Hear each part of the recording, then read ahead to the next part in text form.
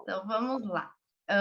Vou falar um pouquinho, então, sobre neuroarquitetura. Como eu já vi que tem pessoas que são um pouco da área, pessoas que não são. Então, vou tentar, assim, falar o mais... eu tento sempre trazer uma linguagem bem informal, tá? Para simplificar um pouco esse tema que é neuroarquitetura, que é um assunto super complexo, é um assunto difícil até, mas que ele é encantador, vocês vão ver, né? E eu estou tentando sempre simplificar. Como eu tive bastante dificuldades de começar a estudar sobre o tema, vocês vão ver também que eu estou tentando sempre assim ajudar as pessoas a entenderem um pouco da neuroarquitetura. Por isso que eu trago aqui sempre o Entenda a Neuroarquitetura.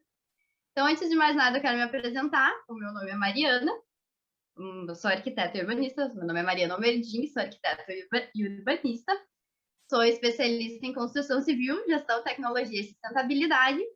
E foi no fim dessa minha pós-graduação que eu conheci a neuroarquitetura. Foi quando eu estava fazendo, então, o meu artigo final da especialização, que eu queria um tema que envolvesse o ser humano, não sabia exatamente como fazer isso. Eu conheci a certificação WELL, que é uma certificação de edificações de caráter sustentável, mas que tem uma visão um pouco mais humana. Então, eu queria trazer um pouco dessa certificação aí para esse meu tema do artigo e queria trazer um caráter mais humano e não sabia como. Daí meu professor orientador, Maurício Torres, ele mencionou a tal da neuroarquitetura. Ele disse, olha, eu acho que tem um assunto que tu vai gostar de saber, que é a neuroarquitetura. Aí comecei a pesquisar, conheci a Priscila Bank, comecei a ir atrás de tudo que envolvia neurociência aplicada à arquitetura e me apaixonei, né? Isso foi em 2018 que eu comecei a estudar. Na época não tinha muita informação no Brasil sobre o tema. As pessoas que estavam começando a disseminar esse tema era a Priscila Bank e a Andrea de Paiva. E o resto das informações que tinham eram só informações estrangeiras e muito pouco, né? Mas foi aí que eu conheci a neuroarquitetura que me levou a esse artigo que mescla, então, um projeto um projeto arquitetônico corporativo que não era meu. Eu peguei esse projeto, analisei esse projeto, o bem-estar dos usuários, das intenções de projeto que se tinha, né, para buscar o bem-estar dos usuários nessa edificação, através, então, de embasamento científico na certificação WELL e na neurociência aplicada à arquitetura. É um pouco complexo, isso daí dá uma aula só sobre esse artigo. Mas esse artigo, então, ele me levou depois a uma publicação na ENFA, que é a Academia de Neurociência Aplicada à Arquitetura, o berço dela no mundo é a ENFA, né? Então, eu consegui publicar um resumo desse artigo ano passado na ENFA, falando, então, um pouco sobre esse meu estudo.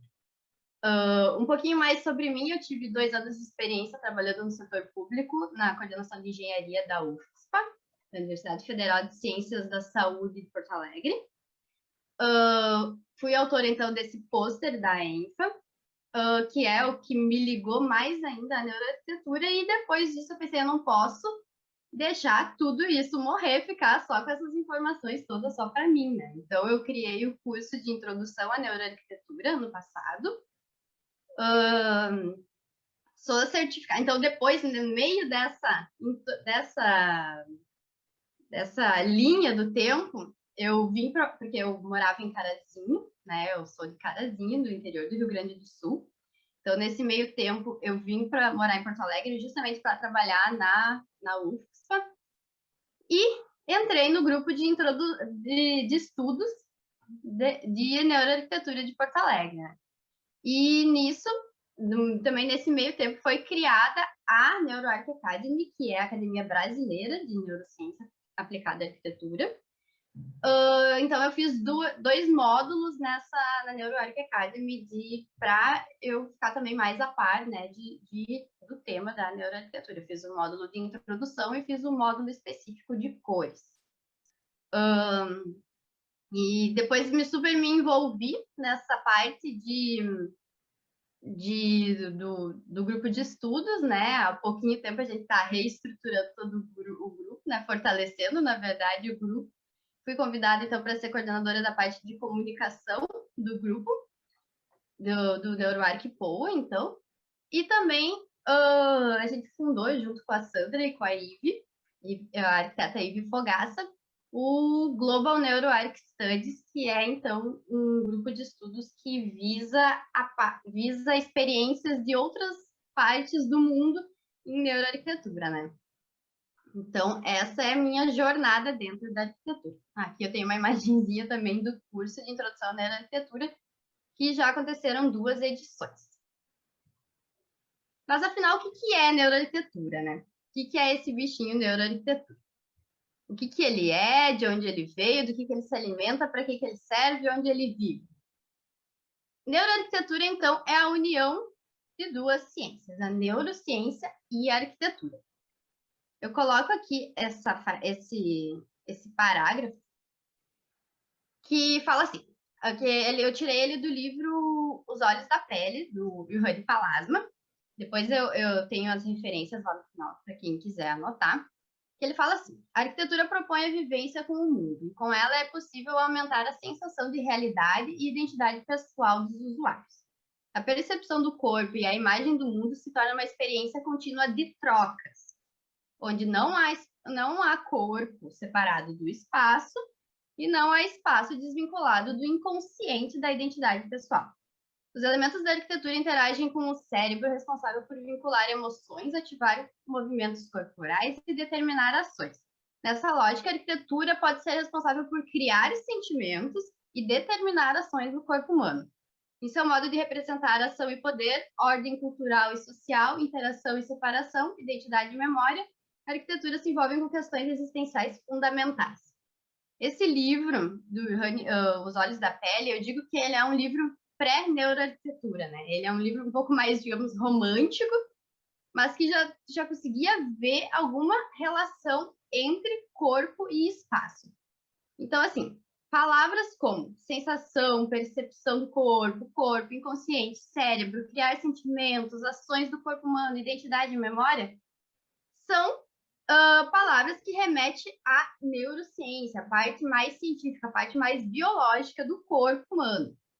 E palavras como arquitetura, imagem do mundo, espaço, elementos de arquitetura, são palavras que remetem à arquitetura, a espaços construídos. Então, assim, por isso que eu trago essa frase, porque ela justamente ela fala sobre neuroarquitetura sem falar exatamente sobre isso, tá? Então, a neuroarquitetura ela é a junção da neurociência com a arquitetura. Ela não é uma nova ciência, é importante saber disso, tá? Então, assim, o que ela estuda? A neurociência aplicada à arquitetura, ela estuda como que o ambiente ele está impactando o nosso corpo fisiologicamente. O quanto que tu é impactado por um ambiente, quanto que é possível. Se a gente consegue, por exemplo, será que é possível a gente ter medições fisiológicas que estejam nos dando respostas sobre o que eu estou sentindo nesse ambiente, por estar dentro desse ambiente? Então, é isso que a neuroarquitetura ela visa, sabe? É estudar essas criações de sentimento, essas reações fisiológicas do corpo com relação ao ambiente. Então, aqui é a neurociência mais arquitetura. É bem importante que ela não é uma nova ciência, tá? Ela é a união de 2 ciências, que é a neurociência. Aqui eu trago também uma definição pelo Gonçalves e Paiva, que é do livro Triuno, que eles trazem, que eu acho que é o primeiro livro brasileiro que citou a neuroarquitetura, que eles têm um capítulo só sobre isso. É bem interessante. A neurociência aplicada à arquitetura, popularmente chamada de neuroarquitetura, é a ciência interdisciplinar que relaciona os conhecimentos da neurociência e as técnicas de neuroimagem com o ambiente construído e as pessoas que o utilizam. Então, assim, eu sempre trato a neuroarquitetura como um apelido da neurociência aplicada à arquitetura, tá? É importante se ter essa responsabilidade sobre o nome quando a gente vai tratar sobre ele, para não se banalizar esse termo, né? Que hoje em dia existe neuro várias coisas. Então, a neuroarquitetura é isso, tá? É a união dessas duas ciências. E ela é uma ciência interdisciplinar, porque ninguém faz neuroarquitetura sozinho, a não ser que tu estude e tu seja, por exemplo, um neurocientista e também tu estude e seja um arquiteto. Aí tudo bem, talvez tu tenha a capacidade de fazer neuroarquitetura sozinho, mas se não, ela é muito mais interessante que ela seja um conteúdo multidisciplinar, tá? Então, por exemplo, assim, quando tu vai medir as tuas respostas fisiológicas, tu precisa de alguém que seja capacitado para ler essas respostas fisiológicas, tá? E essa pessoa vai ser provavelmente alguém da saúde, ligado à saúde, ou tanto como médicos, neurocientistas, psicólogos, e enfim. Essa interdisciplinaridade, ela enriquece a, a arquitetura. Então, a neuroarquitetura é isso, ela vem para valorizar a própria arquitetura por meio de outras disciplinas. Então, para existir neuroarquitetura, ela precisa ser multidisciplinar, tu precisa ter responsabilidade sobre esse tema, é um tema que envolve pesquisa, investimento de tempo, investimento de dinheiro, investimento de dedicação, no caso, e ele é um assunto complexo, né? Não é tão simples assim. A gente começa a ler sobre neuroarquitetura, a gente se encanta, mas a gente vai vendo cada vez mais que ele é mais complexo, né? Quanto mais tu estuda, eu brinco, às vezes, mais vem perguntas do que respostas, na verdade, né? A gente fica cada vez mais instigado. Eu ouvi bastante vocês falarem que vocês têm curiosidade, e isso já é ótimo para quem estuda neuroarquitetura, porque assim é um assunto apaixonante que vocês vão ter mais curiosidade ainda para entender mais ainda quando tu começa a mexer nesse assunto, né? Então, da onde que veio a neuroarquitetura? Só uma breve pincelada, assim. A neuroarquitetura, o termo neuroarquitetura, ele se consolidou com a criação da ENFA, que é a ENFA lá que eu tinha comentado lá no comecinho, que é a Academia, então, de Neurociência para a Arquitetura lá em San Diego, na Califórnia. Ela foi fundada em 2013, então é um assunto relativamente novo, né? Mas que e foi criada pelo American Institute of Architects, que é digamos assim, uma coligação de arquitetos, né, que trabalham, né, em prol de desenvolvimento da arquitetura nos Estados Unidos. Eles esse grupo, digamos, de arquitetos já existe desde, agora não me lembro a data exata, mas assim, desde tipo de 1930 por aí, sabe? É bem antigo, assim, ou até antes, se eu não me engano. E, e eles, então, eles vão desenvolvendo pesquisas e ações, né, para o desenvolvimento da arquitetura, e já tem sede deles em outros lugares do mundo também, né? E foi deles que foi criado, então, em uma conferência deles que se criou a ENFA, né? Que é onde surgiu então o tema de neurociência aplicada à arquitetura. Já começava a se especular antes disso, tem alguns grandes nomes também envolvidos por trás, mas que então foi de fato criada a ENFA, que promove então algumas conferências, ela que reúne o que tem de mais novo e o que mais tem se falado, né, de arquitetura no mundo. Ela também fornece investimento para algumas pesquisas, né? Então, ela é uma precursora. E aqui no Brasil, eu ainda trago a NeuroArc Academy, que foi fundada, então, em 2019, e que é a primeira academia que é só baseada em neuroarquitetura, né? Hoje em dia já tem algumas pós-graduação e master em neuroarquitetura de outras instituições, o IPOG, tem mais também que estão sendo criadas, mas a NeuroArc Academy é a única instituição que só fala de neuroarquitetura.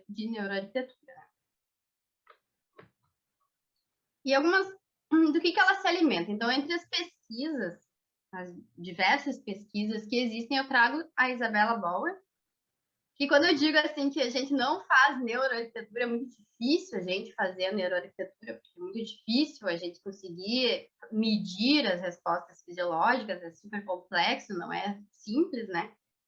Mas a Isabella Bauer está, na verdade, promovendo isso e conseguindo fazer isso, né? Também financiada pela NeuroArc, pela ENFA, E ela é, então, uma australiana, que está fazendo pesquisas que envolvem, então, fazer medições de quais são as respostas emocionais das pessoas em determinados ambientes a determinados fatores. Então, assim, tem que ser um negócio super específico, é um negócio feito num, num lugar projetado para aquilo, para os equipamentos conseguirem medir com precisão.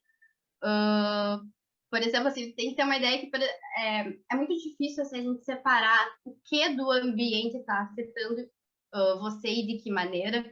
Então, ela teve que fazer a primeira publicação dela, na verdade, que é a publicação que ela mostrou na conferência da ENFA do ano passado, foi, na verdade, uma revisão bibliográfica que ela teve que fazer sobre quem já citava métodos e metodologias para fazer algum tipo de pesquisa parecida com essa, sabe? Com o que ela queria, com a hipótese que ela estava criando. Então, por isso que é super complexo fazer neuroarquitetura, né? Fazer neuroarquitetura, aplicar neuroarquitetura. Porque ela teve que criar, então, toda uma metodologia com base de todos esses métodos, mais de 2.000 artigos ela leu para conseguir selecionar, acho que era 16 artigos que ela selecionou que realmente, de fato, passavam por todos os critérios lá que ela tinha. Então, para criar uma metodologia para o trabalho dela. E daí depois, então, ela botou esse projeto em prática, né? E nesse ano tem uma publicação dela que saiu. Eu acredito que aquilo lá é meio que uma fase de. Ele não me pareceu ser uma publicação real oficial, parece tipo assim um rascunho ainda da publicação, mas é já falando sobre esse estudo que ela está fazendo, os resultados desse estudo que ela está fazendo, tá? Porque basicamente ela consegue medir a relação de uma pessoa visualizando uma porta que muda a escala dela. A primeira pessoa vê a porta na escala normal, depois em uma escala maior, depois em uma escala maior ainda, e uma escala menor. E qual é a reação da pessoa ao ver essa porta, digamos, em diversas escalas? A hipótese dela é se a pessoa se sente, por exemplo, se ela se sente, como é que se diz? Quando uma coisa é tipo, se ela se sente inferior, assim, se ela se sente pressionada por aquela porta parecer muito grande, ou se ela se sente maior. Então, assim, é isso que ela tentou analisar nesse estudo.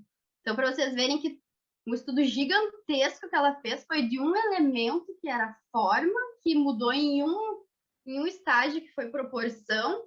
Então, assim, é super complexo botar em prática a tal da neuroarquitetura. Mas é possível, tá se começando a fazer agora. É muito interessante porque os artigos e as publicações, os estudos que se tem, tudo se menciona que o corpo tem se afeta com o ambiente, mas ainda não se tem tanta comprovação do como realmente e do que realmente, sabe? Então, são esses estudos que estão sendo desenvolvidos. E daí que eu boto também que quando a gente começa a falar de neuroarquitetura, estudar neuroarquitetura, a gente tem que estar sempre de olho em outras fontes que às vezes não vão estar com o título lá escrito neuroarquitetura. São fontes como a OMS, a ISMA, as próprias certificações. Aqui eu trago 2 certificações de caráter sustentável, que é, na verdade, lugares que vão estar nos dando informações sobre saúde. E a gente tem que ter a visão crítica de olhar lá, ler e entender o que aquilo ali pode ter alguma relação com o ambiente, né? Será que a ISMA, por exemplo, lá está nos dando informações sobre aumento de estresse em determinada região? Será que pode ter relação com o ambiente, com a cidade, com a parte urbana, né? Então a gente vai lendo com essa visão crítica, a gente vai mudando a nossa maneira de olhar as coisas depois que tu vai estudando sobre neuroarquitetura.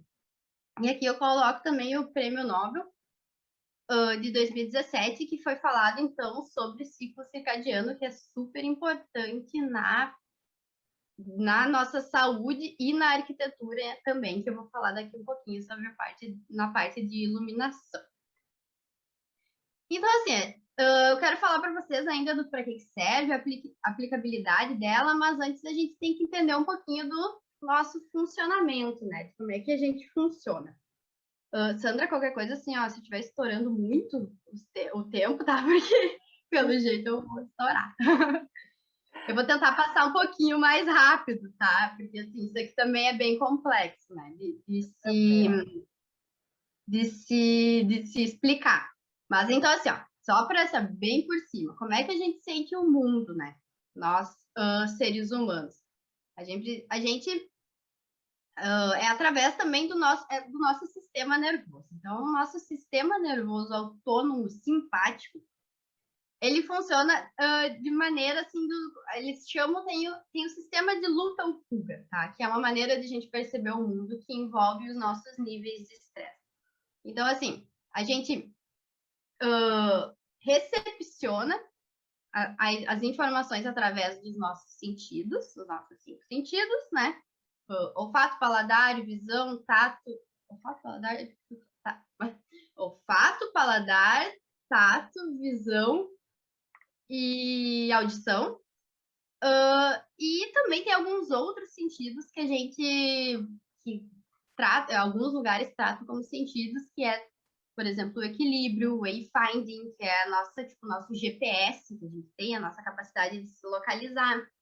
Isso é bem importante da arquitetura, quando a gente projeta, quando a gente propõe fluxos, né? Então, a gente recepciona o mundo através dos nossos sentidos, tá? Então, depois a gente conecta essa informação no nosso sistema nervoso central, e depois daí a gente tem a nossa percepção, que ela funciona de acordo com o que a gente já tem de bagagem dentro, então de acordo com as nossas memórias, de acordo com os nossos níveis hormonais, nossos processos cognitivos, priming, que eu já digo o que é o tal do priming, e daí a gente reage. Então, assim, ali eu dou um exemplinho na figura. Então, o cérebro ali, ele viu a cobra através do sentido visão, ele recepcionou isso, ele conectou que isso pode ser, conectou lá no cérebro, pela percepção dele, ele percebeu que aquilo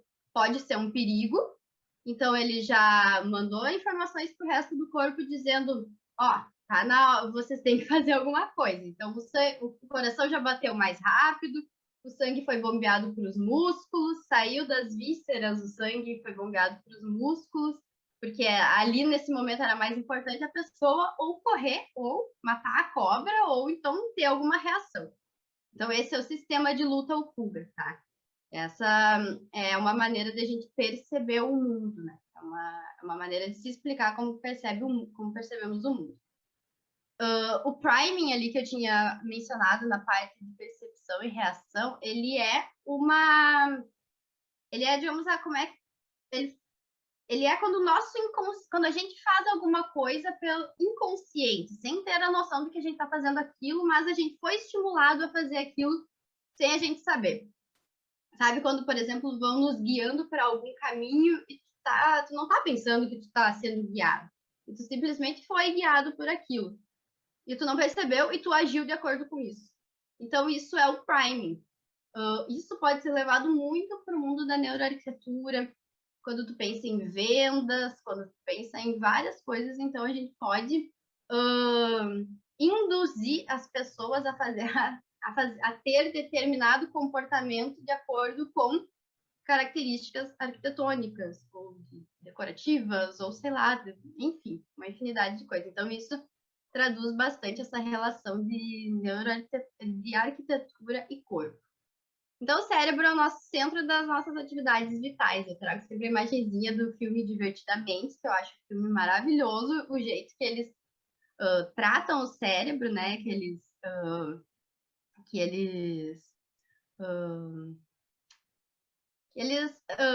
Esqueci a palavra, representam o cérebro. E eu acho que sempre vale a pena de ver esse filme, ele é muito bonitinho.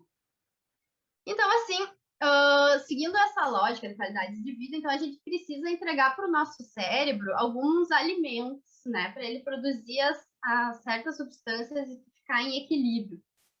Então, essas substâncias que tu precisa ter equilibrado, como dopamina, serotonina, oxitocina, endorfina, elas vêm de algumas fontes, tá?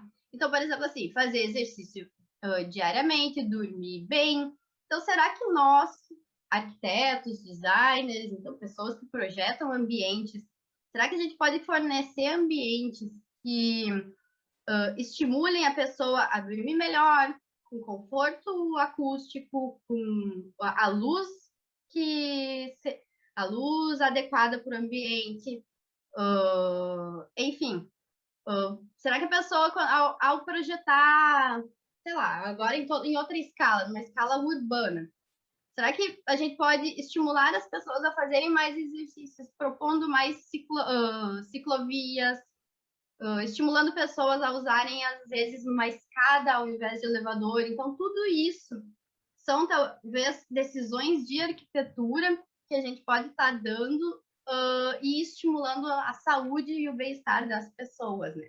Então, a gente segue essa lógica, né, de conforto fisiológico e junto com o conforto psicológico, eles trazem o bem-estar para as pessoas e isso irradia, então, em todas as questões, assim, de felicidade, de criatividade, de saúde, de segurança, motivação, produtividade. Então, a pessoa de bem, que está se sentindo bem com a vida, ela vai ser uma pessoa mais produtiva, mais criativa e, enfim, vai viver muito melhor. Então, é essa a lógica da neuroarquitetura, tá? E a abrangência da neuroarquitetura, como eu falei antes, ela tá do micro ao macro, e de todas as tipologias também, né? Então, desde interiores, paisagismo, projetos arquitetônicos em geral, de tipo hospitalar, institucional, corporativo, parte urbana, e, enfim, ela está em todas as escalas da arquitetura. Então, assim, começando um pouco da aplicabilidade, do para que serve a neuroarquitetura, né? A gente precisa entender que ela é entender o ser humano, né? Ela é a gente projetar para alguém, não simplesmente projetar o espaço físico, inorgânico, estático, mas sim pensar quem vai estar ocupando esse ambiente, quem vai ser o usuário desse ambiente, projetar para quem está utilizando aquele lugar. Então, tudo isso para tu projetar ambientes com toda essa personalidade, com todo esse intuito, com toda essa intenção de saúde, tu tem que saber fazer um bom briefing, né? Tudo começa lá com um bom briefing. Do mesmo jeito que para fazer uma boa execução de obra, tu precisa fazer um bom projeto bem detalhado, para tu fazer um bom projeto, a gente precisa de um bom briefing, que vai nos dar informações necessárias para fazer esse bom projeto, que vai te melhorar em questões de cliente, que não vai precisar, que tu vai fazer projetos mais assertivos, então talvez esses teus clientes vão sair mais satisfeitos, né, desse processo de projeto, tu vai ter menos de trabalho. Então, fazer um bom briefing, captar todas essas informações dos clientes antes de fazer o projeto é muito importante, tá? Então, para isso, vem a questão de empatia, né? E de tu se desapegar de tudo que tu sabe, de todas as tuas pré-definições como arquiteto, como designer, como projetista, e tu ir para conhecer o outro, para escutar o outro, para ver o que o outro tem a dizer, o que ele espera sobre aquele ambiente que vai ser projetado, né? Então, aqui eu trago de novo a questão de que somos 99% psicólogo, mas 99% arquiteto, mas aquele 1% é psicólogo. E eu diria que ainda é mais do que 1%, né? Porque quem projeta sabe que a gente ouve várias coisas dos clientes, a gente entra muito no íntimo da vida da pessoa. Então, isso é bem importante. Eu sempre disse, sempre achei, desde quando eu estava na faculdade de arquitetura, que a gente deveria ter alguma disciplina de psicologia dentro da arquitetura para entender para quem tu está projetando, né? E ainda acho que tem que acontecer. Então, a gente tem que saber ouvir, saber perguntar também. E isso é muito importante naquela multidisciplinaridade, né? De entender como psicólogos fazem isso, algumas técnicas. Então, isso é super, super válido. Nós, projetistas, acabamos ficando muito mais completos, né, na nossa maneira de projetar, nos nossos métodos, assim, eu acho que é super válido.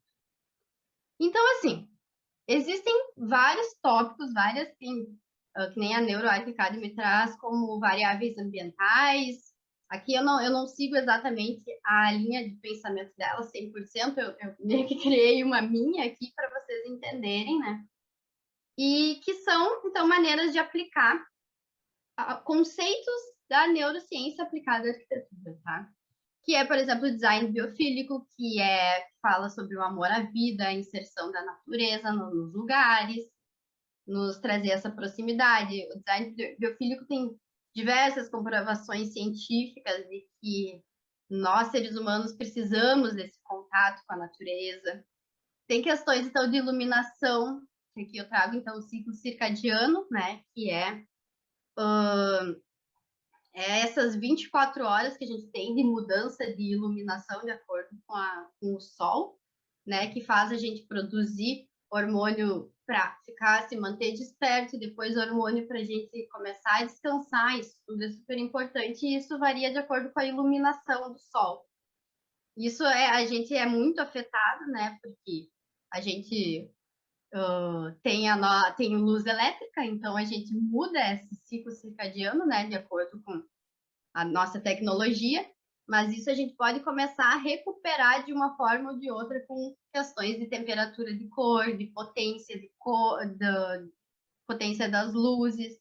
Então, isso tudo dá para a gente, dentro da arquitetura, de projetos, enfim, começar a se estudar para atingir os teus objetivos, né? Se, digamos, o teu objetivo de um ambiente, de um quarto, é relaxar, precisa de determinada potência, determinada temperatura de cor. Se tu está projetando um escritório que tu quer produzir, é outra cor, é outra potência, é outra história. Então, assim, cada caso é um caso e a gente tem que projetar de acordo. E tudo isso, então, a gente está envolvendo tanto a arquitetura quanto a saúde, né? Aqui eu trago ainda a questão de personalização. E dentro da personalização tem questões de territorialidade, de sensação de pertencimento, porque nós, seres humanos, a gente tende a relaxar, a ficar mais confortável quando a gente está num ambiente em que a gente se sente pertencente, tá? Quando a gente sabe, quando a gente reconhece o território, que a gente sabe o território que a gente está pisando, aquele nosso estado de alerta que a gente viu lá no sistema de luta ou fuga, ele diminui. Então ele relaxa um pouco, ele ativa, na verdade, o nosso sistema nervoso autônomo parasimpático. Então ele vem as nossas outras funções acabam sendo privilegiadas, sabe? Para funcionar. Então a gente precisa desse equilíbrio. A gente não pode estar sempre com o estresse lá nas alturas, né? A gente precisa equilibrar. Tem momentos que tu precisa do estresse elevado, que são momentos de perigo, de alerta, né? E outros momentos que a gente precisa relaxar, né? Então a gente precisa dessas questões. E quando a gente sente que a gente pertence a algum lugar, a gente tende a relaxar, a diminuir esse estado de alerta.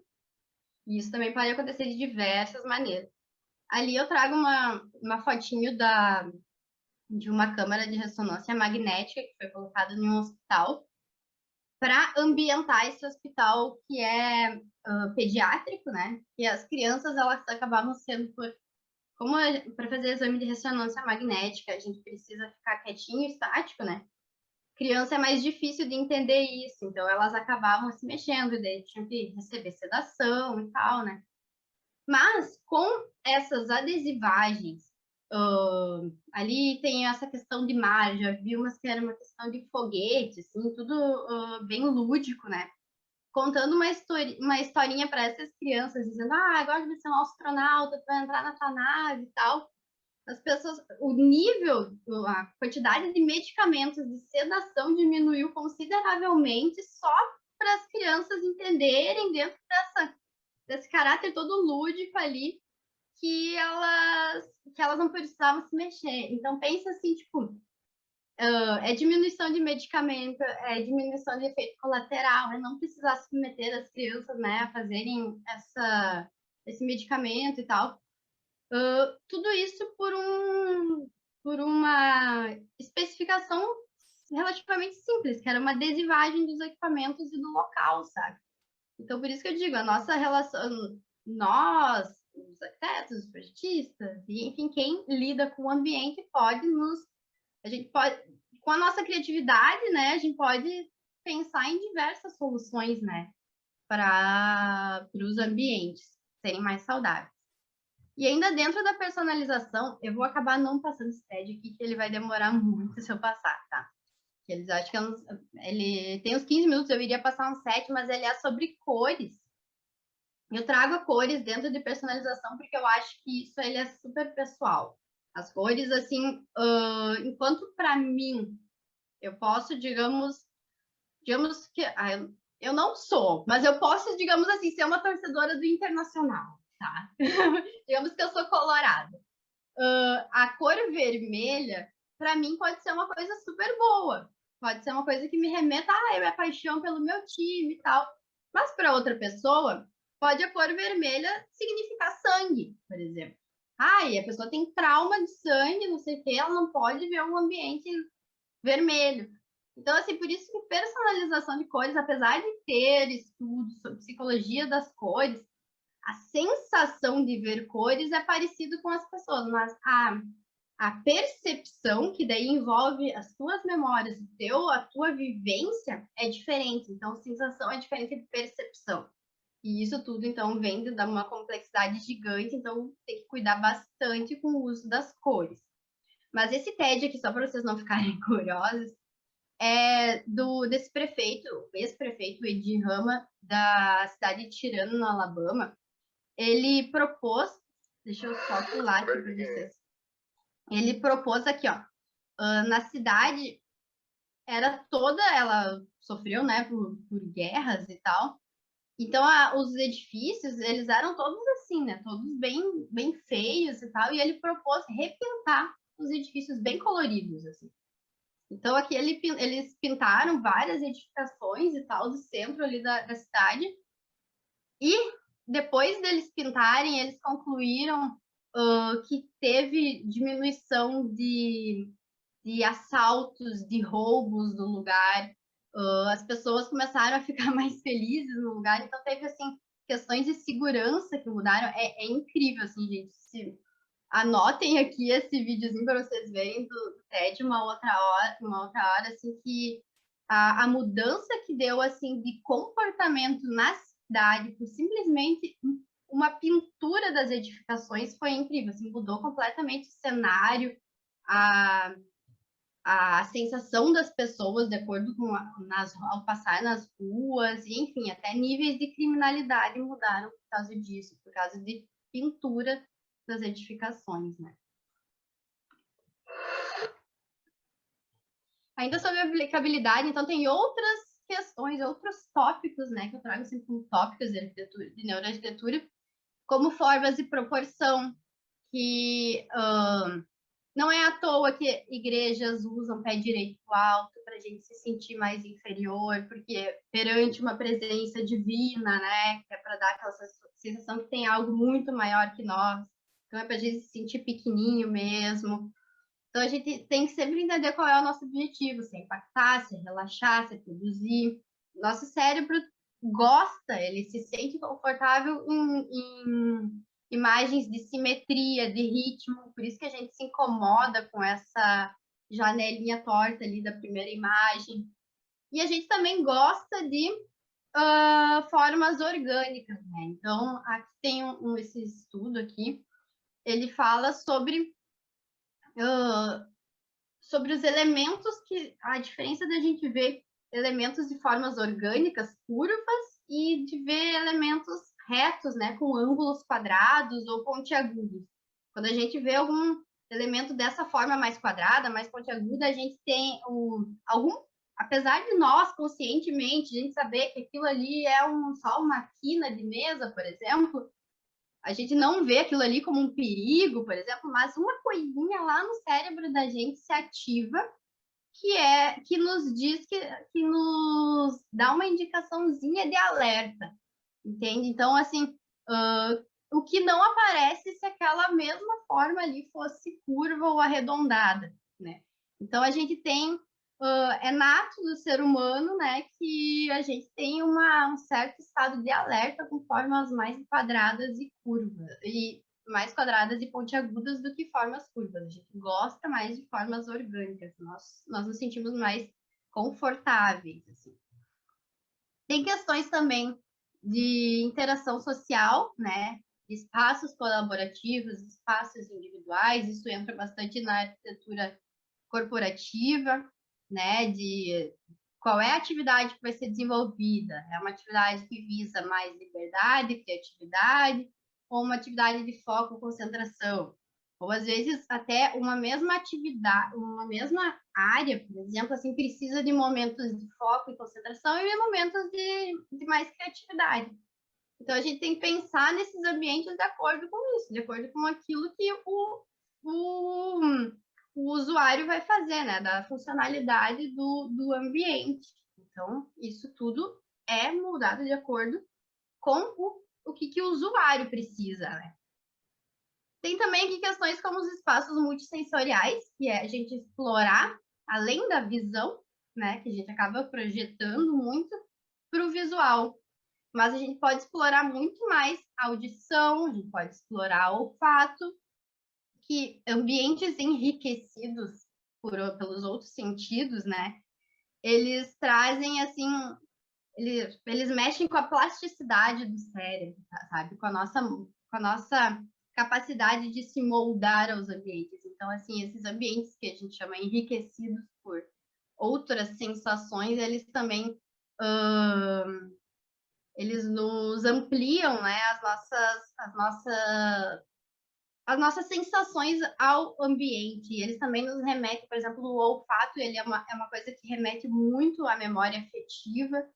Então, é muito comum as pessoas lembrarem de coisas da infância por causa do olfato e tal. Então, ele é muito ligado ao nosso sistema límbico, que a gente chama, né, do cérebro, que ele é voltado com as emoções. Então, às vezes, se tu quer impactar algum usuário de um ambiente de outras maneiras, que tal, né, explorar o olfato, né? Tem questões até de consultorias olfativas, que são empresas que podem contratar esse consultor olfativo que vai criar uma fragrância especial para tua marca, para tua empresa. Então, assim, as pessoas podem remeter esse cheiro, que é super vinculado com a memória afetiva, à tua empresa. Então, às vezes, ela vai lembrar mais rápido pelo cheiro do que pelo visual, talvez, sabe? Então, o olfato é muito ligado com o caráter de memória. E então, ainda eu trago questões de biofeedback, né? Eu falo aqui de todas essas coisas que a gente pode criar no ambiente, mas e como é que a gente mede tudo isso, né? Como eu disse, assim, ó, para medir é complexo, lembra daquele estudo lá da Isabela Bal. Mas tem algumas coisas assim que a gente pode, digamos, brincando sobre isso, que são alguns equipamentos portáteis que nos dão algumas respostas fisiológicas, como a resposta galvânica da pele, que mede umidade, quanto à parte cardíaca, o fluxo sanguíneo, com medidores termais, eletrocardiografia, que mede frequência cardíaca, e eletroencefalografia, que mede ondas cerebrais. Assim, a interpretação desses resultados, apesar desses equipamentos serem portáteis, eles têm alguma certa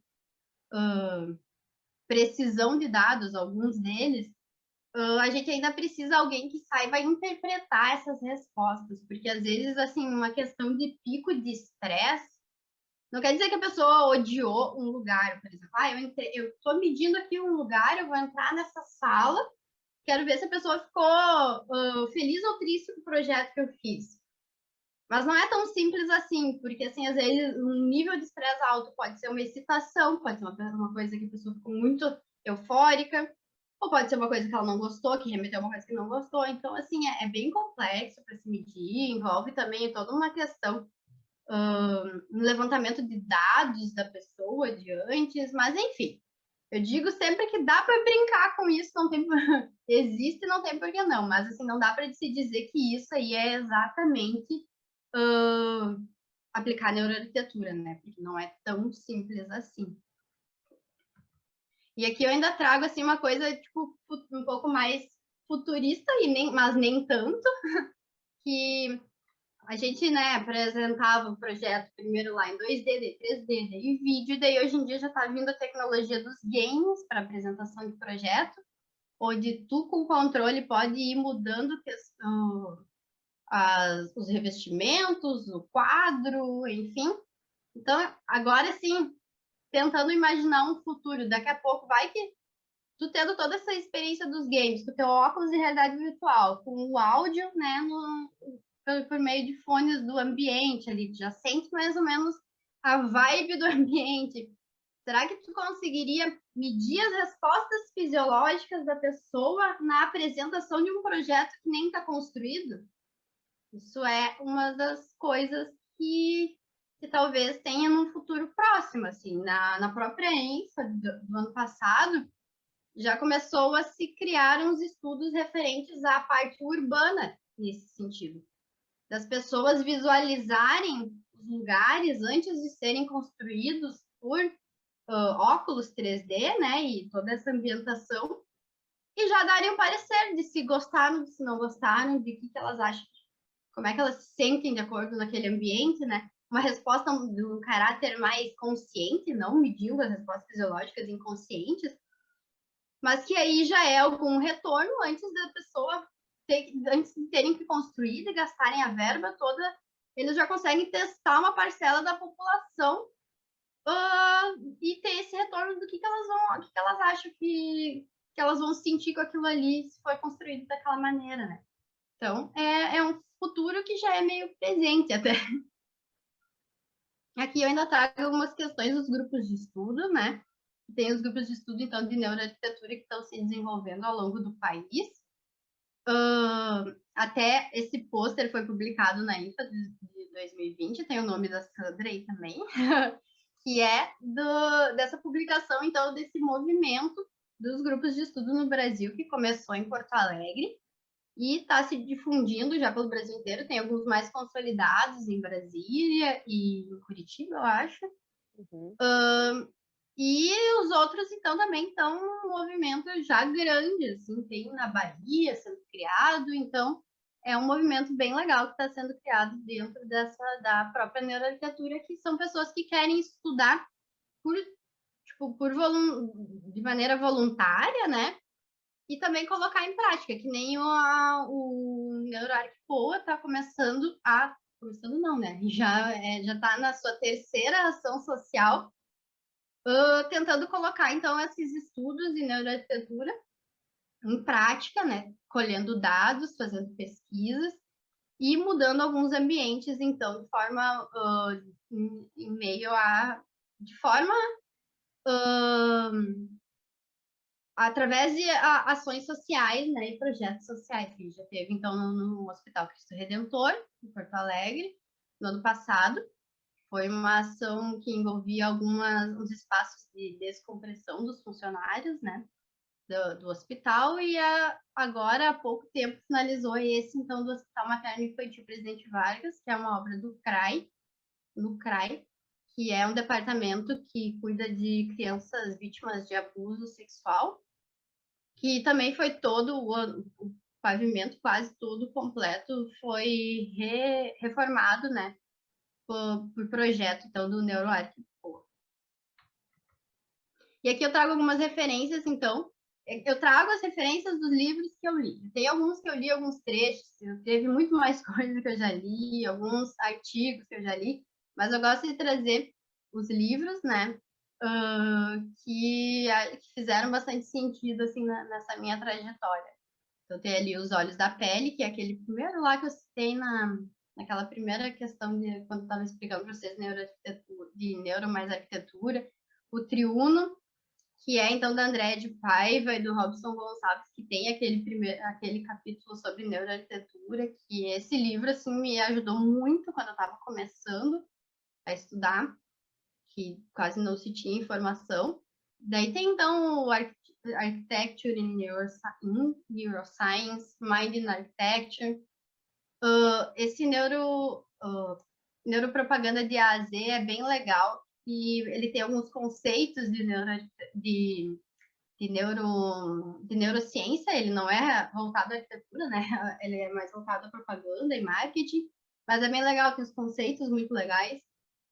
O neurofeedback, então, para essa parte mais de medições, que eu trouxe antes ali do biofeedback, o neurofeedback é dentro do biofeedback, a parte tipo cerebral, né, que estuda a parte de neuro, né, das medições.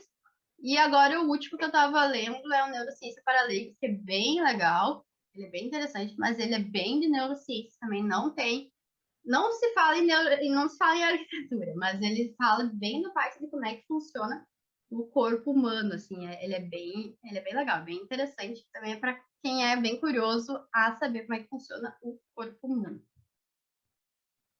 Então é isso, gente. Assim, eu trago ainda para vocês que o ambiente com qualidade não é só estética, é questão de saúde física e mental, né?